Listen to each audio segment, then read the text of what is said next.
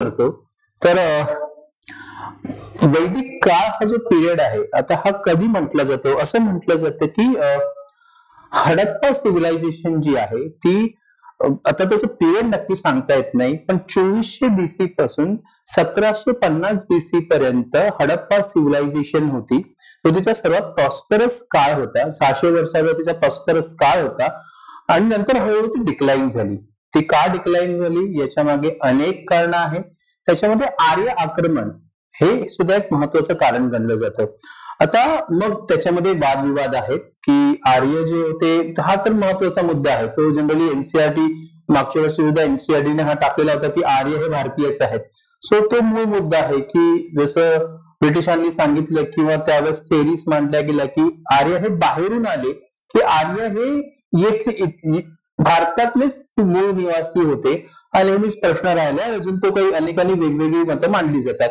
So आपण थोडस याबद्दल चर्चा करू दोन महत्वाचे टॉपिक असतील वैदिक भूगोल म्हणजे काय वेदामध्ये किंवा ऋग्वेदामध्ये भारताच्या भूगोलाबद्दल काय माहिती मिळते ठीक आहे आणि दुसरं आहे वैदिक देवता प्रयत्न करू की जेवढा शॉर्टेस्ट होईल तो तेवढा तो टॉपिक कम्प्लीट करायचा आता सर्वात प्रथम वैदिक काळ आता जो वैदिक काळ म्हटला जातो याच्यामध्ये दोन टप्पे पडतात लक्षात घ्या एक आहे तुम्हाला माहिती आहे 4 वेद आहेत ऋग्वेद आहे यजुर्वेद आहे अथर्ववेद आहे आणि सामवेद आहे आणि अथर्ववेद आहे तर 1500 बीसी ते 1000 बीसी हा जो पिरियड आहे हा ऋग्वेदिक काळ गणला जातो सो जनरली पिरियड ऋग्वेदिक काळ ज्या काळात ऋग्वेद तयार झाले लिखित नाहीये तयार एक लक्षात घ्या की वेद जे आहेत 4 वेद जे आहेत हे 1900 वर्ष मुखोद्गत होते मुखोद्गत म्हणजे पाठ 1900 वर्षानंतर गुप्त काळात ते सर्वात पहिल्यांदा लिहिले गेले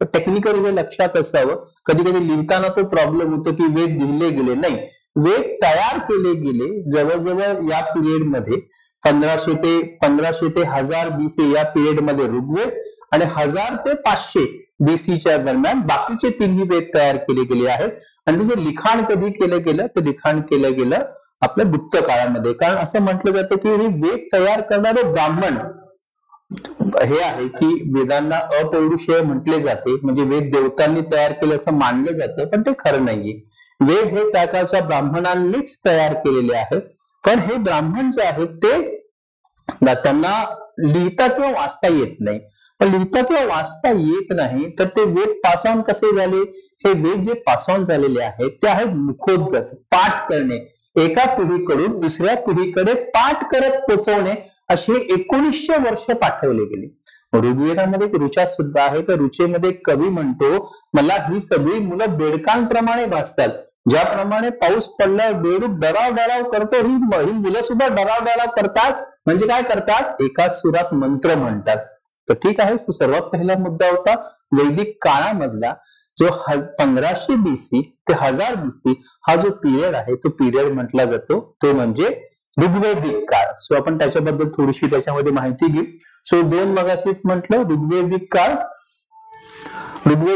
दिलेला आहे आणि उत्तर वैदिक काळ ऋग्वेदिक काळ 1500 ते 1000 बीसी उत्तर वैदिक काळ जो आहे तो 1000 ते 500 बीसी ठीक आहे हा प्रश्न दीर्घ प्रश्न म्हणून वैदिक बद्दल प्रश्न आलेला होता अशी आपण नंतर चर्चा करूच त्याच्यामध्ये आता मुळात आर्य म्हणजे कोण आणि ते कुठून आले हा एक प्रश्न आहे आता आर्य कोण आहेत आणि आता खरं बघायला गेलं म्हणजे आर्य कोण आहे आणि कुठून आले आर्य शब्दाचा अर्थ काय होतो तर एक लक्षात घ्या अनेक ठिकाणी आर्य हे उच्च वर्णाचे किंवा उच्च रक्ताचे त्यामुळे त्यांना राज्य करण्याचा अधिकार आहे असं वगैरे म्हटलं जातं पण आर्याचा खरा मूळ अर्थ होतो तो म्हणजे भाषा समान भाषा बोलणारे लोक आता आपण जर थोडक्यात बघायचं गेलं तर याच्यामध्ये 2-3 उदाहरणं सांगता येतील सर्वात पहिलं बघितलं गेलं तर काही शब्द आहेत जसं संस्कृतमध्ये आईला मातृ म्हणतात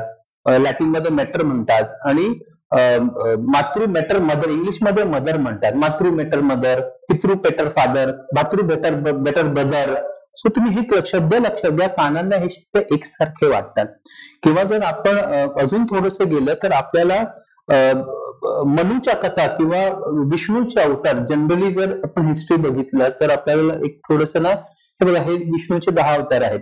ठीक आहे, जनरली मानले जातात की विष्णूचे 10 अवतार आहेत. मत्स्य अवतारापासून जो शेवटचा येणारे कल्की अवतार आहे तो मानला जातो.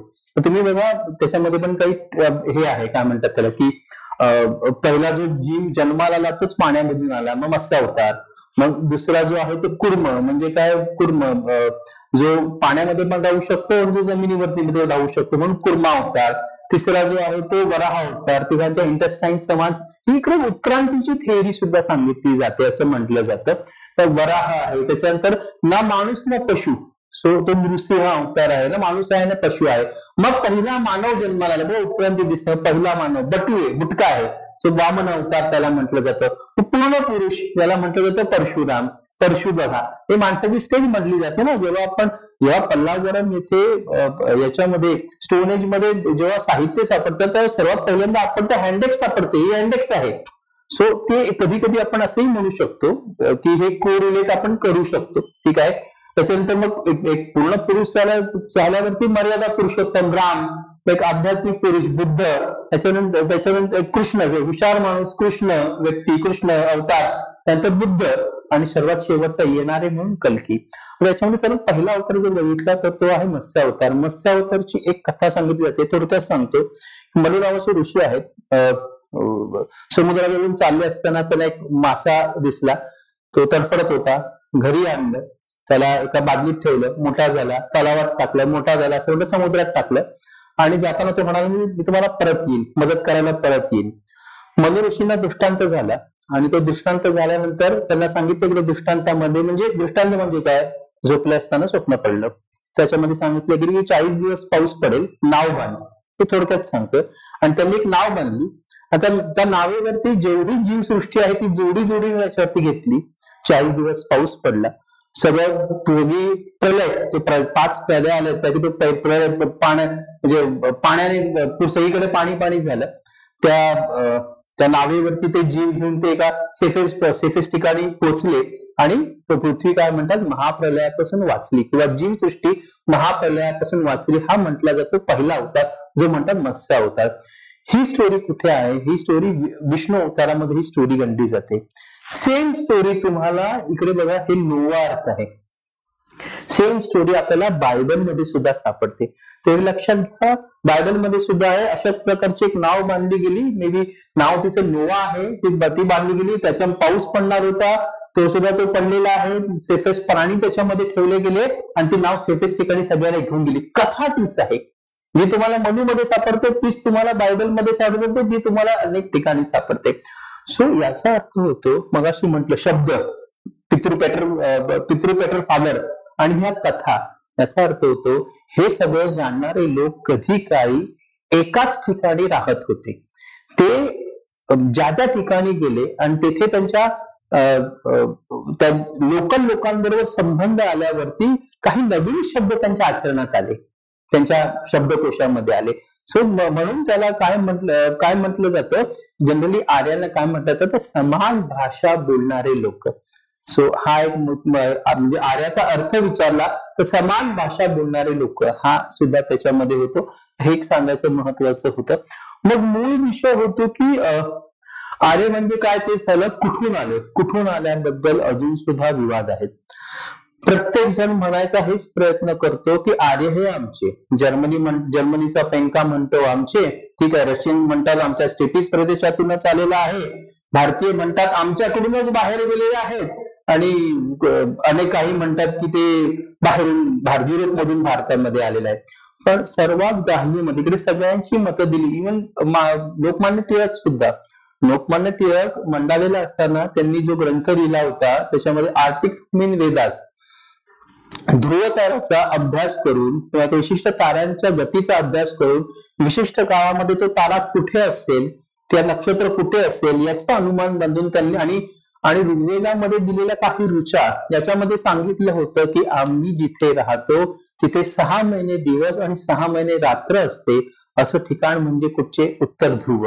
मग गणिताने मांडणी करून ते सांगणं की आर्य कुठून आले हे टिळकांनी त्यांच्या ग्रंथामध्ये सांगितलंय. आर्टिक रोमिन वेग आपल्याला दिसत असेल त्याच्यामध्ये की ठिकाण नाव दिलंय का, ठीक आहे, ठिकाणी सांगितलं होतं. त्याच्यामध्ये लोकमान्य टिळक उत्तर ध्रुव अंटार्क्टिका म्हणजे आर्टिक होमिन वेजा असतो, आर्टिक आणि अंटार्क्टिक म्हणजे उत्तर ध्रुवावरून सांगितलं की उत्तर ध्रुवावरून आलेले होते असंही आहे. त्याच्यामध्ये जनरली आहे त्याच्यावर विवाद आहे की भारतीय म्हणतात इथून बाहेर गेले आणि बाहेरचे म्हणतात बाहेरून इथे आलेले आहेत.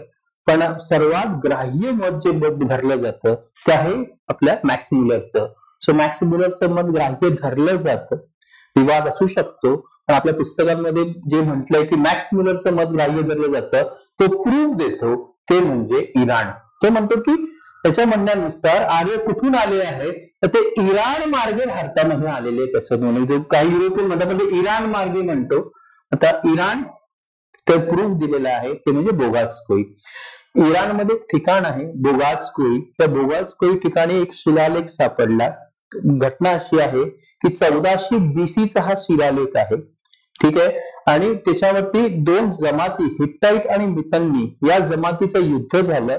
युद्धानंतर एक करार झाला आणि करार त्या दगडावरती लिहिला गेला आहे आणि त्या दगडावरती 4 देवतांची नावं आहेत, इंद्र, वरुण, मित्र आणि नासत्य. हे जनरली हिंदू देवता आहेत आणि ते 1400 BC मध्ये कुठे सापडतात, इराणमध्ये सापडतात.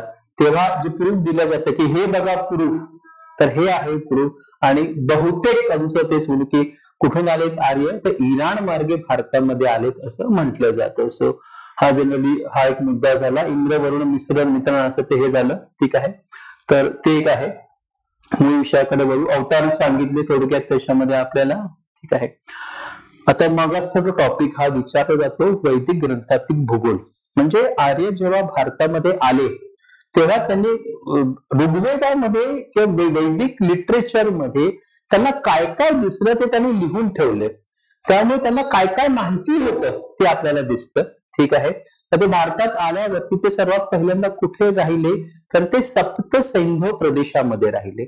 सप्तसैंधव प्रदेश म्हणजे 7 नद्यांचा प्रदेश जो अफगाणिस्तान पासून सुरू होतो आणि सरस्वती पर्यंत संपतो. या 7 नद्यांचा जो प्रदेश आहे म्हणजे पंजाब.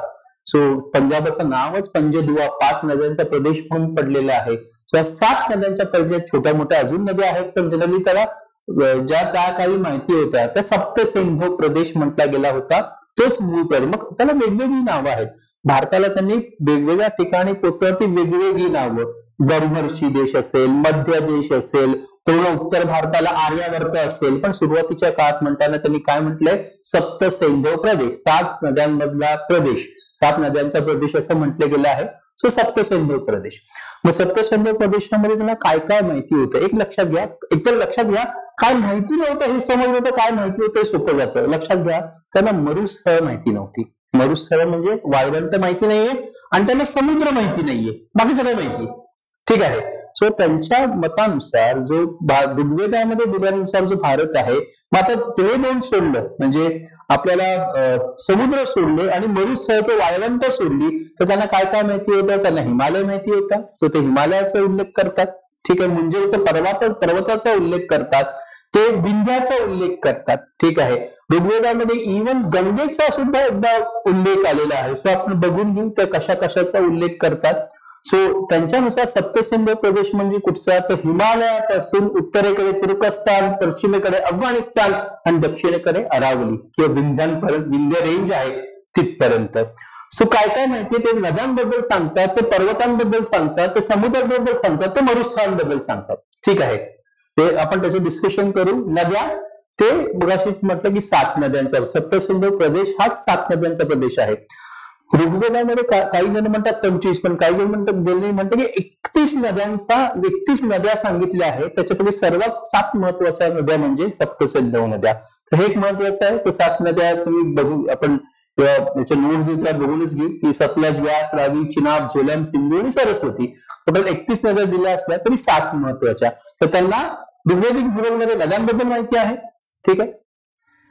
त्याच्या मग जुनी नावं नवी नावं सुद्धा दिलेली आहेत. त्यांना पर्वतांबद्दल माहिती आहे. उत्तरेकडचा हिमालय माहिती आहे, मुंजवत पर्वत माहिती आहे.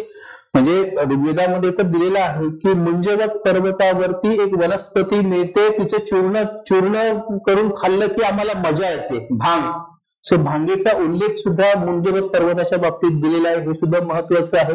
शिलावंत पर्वतरांगा म्हणजे आपल्याला सुलेमान रेंज म्हणतात, ती रेंज सुद्धा त्याचा सुद्धा उल्लेख ऋग्वेदामध्ये आढळतो. आणि विंध्य सातपुडा, सो दक्षिणेकडे ते विंध्य आणि सातपुडा, विंध्य सातपुडा ते पार करू शकले नव्हते. तर सॉरी, विंध्य सातपुडाचा विंध्याचा उल्लेख आहे, सातपुडाचा उल्लेख नाहीये त्याच्यामध्ये, असं आहे. कारण विंध्य ते पार करू शकले नव्हते. समुद्र त्यांना माहिती नाहीये. ते समुद्र म्हणताना सिंधू नदीला समुद्र समजतात, कारण सिंधू एवढी प्रचंड मोठी आहे. सो मगाशीच म्हटल्याप्रमाणे समुद्राचा कारण समुद्र हा शब्द वापरलाय, पण त्यांनी तो सिंधू बद्दल वापरलाय, म्हणून त्यांना समुद्राशी परिचित होते की नाही याबद्दल ज्ञान नाहीये. ठीक आहे, त्यामुळे ते परिचित नव्हतेच असंच म्हटलं जातं. पण पुढे जाऊन शतपथ ब्राह्मणामध्ये समुद्राचा उल्लेख आढळतो. आणि मरुस्थळ मगाशीच म्हटलं तर मरुस्थळ त्यांना माहितीच नाहीये किंवा त्यांना वाळवंट हे माहिती नाहीये. तर हा जनरल फक्त जेव्हा भूगोलाबद्दल शॉर्ट क्वेश्चन येईल की ऋग्वेद भूगोलाबद्दल माहिती द्या, तर त्याच्या नद्या, त्याचे पर्वत, त्याचे समुद्र आणि त्याचे मरुस्थळ या 4 बाबतीत तो लिहायचा आहे. सो जसा तो 150 शब्दामध्ये लिहिला जाईल. ठीक आहे, पुढे आपण आता ठीक आहे, आपण जेव्हा आपण वैदिक देवताबद्दल चर्चा करू, थोडक्यात आपण चर्चा सुरुवातीची राजनैतिक अवस्था त्याच्याबद्दल चर्चा करू. आता लक्षात घ्या, जेव्हा सप्तसिंधू प्रदेशामध्ये आर्य लोक आले त्यावेळेस फार त्यांची राजनैतिक अवस्था आहे ना, ती फार प्रिमिटिव्ह स्टेजची अवस्था आहे. जेव्हा ते सप्तसिंधू प्रदेशामध्ये आर्य आले तेव्हा त्यांचे संघर्ष सुरू झाले. संघर्ष कोणाबरोबर आहेत? संघर्ष त्यांचे स्वतः बरोबर सुद्धा आहेत, कारण आर्यांच्या अनेक टोळ्या आल्या, तो आर्यांचे सुद्धा संघर्ष आहेत. ठीक आहे, प्लस आर्यांचे संघर्ष हे येथील जमाती बरोबर सुद्धा आहेत. मग त्यांना दास म्हणा, पणी म्हणा, दस्सी म्हणा, किंवा त्याचे जनरली 2 कॅटेगरीज केली जातात. सर्वात महत्वाची द्रविड आणि दुसरं म्हणतात मुंडा. सो द्रविड आणि मुंडा हे सुद्धा द्रविड म्हणजे हडप्पा संस्कृती द्रविडच आहे. ही द्रविड होते की हडप्पा संस्कृती आर्यांपेक्षाही प्रचंड प्रगल्भ होती, म्हणून त्यांचा उल्लेख आढळतो, पण मुंडांचा उल्लेख आढळत नाही. कारण जेव्हा आर्यांची त्यांची फाईट झाली किंवा संघर्ष झाला, तर आर्य यांची संस्कृती बऱ्यापैकी प्रगल्भ झाली होती, मुंडाची संस्कृती तशी नव्हती, म्हणून त्यांचा फारसा उल्लेख आढळत नाही. सो त्यांच्या लक्षात घ्या, सांगायचा मुद्दा हा की आर्य जेव्हा आले तेव्हा त्यांचा संघर्ष 2 लोकांशी झालेला आहे. एक तर म्हणजे स्वतःचा संघर्ष झालेला आहे, आणि दुसरं येथील असलेल्या लोकांशी त्यांचा संघर्ष झालेला आहे. आता स्वतःमध्ये त्यांचा जो संघर्ष झाला त्याच्यामध्ये एक सर्वात मोठं युद्ध गणलं जातं. ठीक आहे, आता युद्ध त्यांचा संघर्ष का झाला? एकतर भारतामध्ये आल्यावरती त्यांचा संघर्ष झाला तो पशूंसाठी, ठीक आहे, जमिनीसाठी आणि कुरणांसाठी. सो त्यांच्यामध्ये त्यांच्यासाठी गायी सर्वात महत्वाच्या. ठीक आहे, मग पशु दुसऱ्यांचे पळवून आणणं हा एक संघर्ष आहे. सो पशु पळवून आणणं आणि जमिनीवरती कब्जा करून पशूंना चालण्यासाठी कुर्ण मिळवणं, यासाठी सर्वात महत्वाचा संघर्ष त्यांचा आहे. जो संघर्षाचं कारण सुद्धा सांगितलं. ठीक आहे, मग त्या सप्तसिंधू प्रदेशामध्ये टोळ्या कुठच्या वसल्या होत्या, तर सर्वात महत्वाची टोळी आहे जी भरत, ज्याच्यावरून पुढे युद्ध झालं त्याची सुद्धा आपण चर्चा करू. तर दाक्षराज्य युद्ध, पण भरत, मत्स्य, द्रुजु, तुरुवस, यदू आणि पुरु या महत्वाच्या टोळ्या समजल्या जातात. आणि याच्यामध्ये सर्वात महत्वाचं युद्ध झालं ते म्हटलं जातं ते म्हणजे दाक्षराज्य युद्ध. सो एन्शियंट इंडियातलं जसं वर्ल्ड हिस्ट्रीमधलं सर्वात महत्वाचं युद्ध फर्स्ट आणि सेकंड वर्ल्ड वॉर म्हटलं जातं, त्याचप्रमाणे एन्शियंट इंडियामधलं सर्वात महत्वाचं युद्ध समजलं जातं ऋग्वेदिक काळामधलं दाक्षराज्य युद्ध. थोडक्यात घटना अशी आहे, भरत आता समाज जो आहे तो टोळ्यांमध्ये विभाजित आहे. सो अजूनही टोळ्यामध्ये आहे, अजून तो प्रगल्भता आलेली नाही त्याच्यामध्ये, तो टोळ्यांमध्ये विभाजित आहे. आणि या टोळ्यांमध्ये सर्वात महत्वाची टोळी आहे भरत. आणि मग प्रॉब्लेम सुरू झाले की 2 पुरोहित आहेत, त्याच्यामध्ये विश्वामित्र आणि वसिष्ठ. विश्वामित्र ऋषींचं महत्व भरतच्या दरबारामध्ये कमी झालं आणि वसिष्ठांचं महत्व वाढलं. थोडक्यात सांगतो आहे, हे विश्वामित्रांना आवडलं नाही. विश्वामित्रांनी 5 पुढच्या असं म्हणतात 10 टोळ्यांना एकत्र करून एक त्याच महत्वाच्या होत्या आणि उरलेल्या 5 काही ठिकाणी 30 दिलेल्या आहेत. अशा छोट्या मोठ्या जनरली दाक्षराज्य 10 टोळ्यांचं युद्ध, महत्वाच्या 10 टोळ्या एकत्र केल्या. आणि त्याच्याबरोबर रावी नदीच्या किनारी म्हणजे त्याला परुष्णी म्हटलं जातं, त्याच्या किनारी जे युद्ध केलं त्यालाच काय म्हटलं जातं, दाक्षायज्ञ युद्ध. तर हा सुद्धा उल्लेख त्याची पण याच्यावरूनच पुढे आपण राजनीतिक इतिहास शिकू तेव्हा हे सर्वात महत्वाचं असेल. कारण जेव्हा आपण राजनीतिक इतिहास शिकतो तर दोन प्रकार पडतात की सुरुवातीला आर्य आले, ऋग्वेदिक काळामध्ये दोन प्रकार पडतात. सुरुवातीला आर्य जेव्हा आले तेव्हा त्यांची राजनीतिक परिस्थिती आणि जेव्हा ते स्थिर झाले तेव्हा त्यांची राजनीतिक परिस्थिती. तर ती पण आपण नंतरच्या याच्यामध्ये करू. पण सध्या फक्त आपण देवता बघू. अनार्य संघर्ष. सो आर्यांचा संघर्ष झाला, अनार्याचा संघर्ष. अनार्याच्या संघर्षामध्ये पणी हा सर्वात महत्वाचा शब्द आहे. पणी कोण होते? पॉसिबली काही जण म्हणतात की पणी हे व्यापारी होते. आणि तुम्हाला ते व्यापारी कोण आहेत? व्यापारी जे महत्वाचे व्यापारी आहेत ते म्हणजे हडप्पा मधील लोक व्यापारी. सो पणी हा शब्द खूप महत्वाचा आहे. पणीच पुढे जाऊन पणिया आणि पणियाच पुढे जाऊन बनिया. सो पणी हा शब्दच जो बनिया म्हणतात तोच पणी म्हणजे व्यापारी.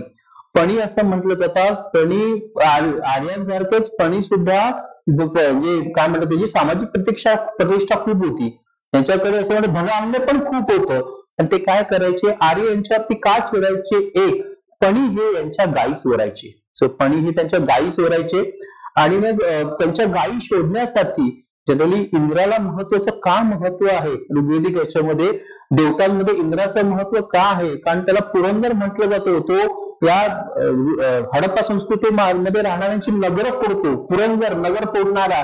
आणि प्लस काय करतो, इंद्राची एक कुत्री आहे सरमा या नावाची. ती काय करते या पणींने पळवलेल्या गायी शोधून काढते. सो पणींचं युद्ध का पणींबरोबर युद्ध काय झालंय, एकतर ते गायी पळवतात आणि दुसरं त्याच्यामध्ये म्हटलं जातं ते वैदिक धर्माबद्दल ते वैदिक धर्माची प्रतिष्ठा ते मानतच नाही. सो हा महत्वाचा मुद्दा होता पणींशी युद्ध करणारा. दास आणि दस्यू बद्दल थोडस अजूनही, दास आणि दस्यू कोण असावे याच्यामध्ये त्याच्यामध्ये दोन व्ह्यू आहेत. काही जण म्हणतात दास आणि दस्यू ह्या अशा टोळ्या आहेत ज्या आर्यांबरोबरच भारतात आल्या. ठीक आहे.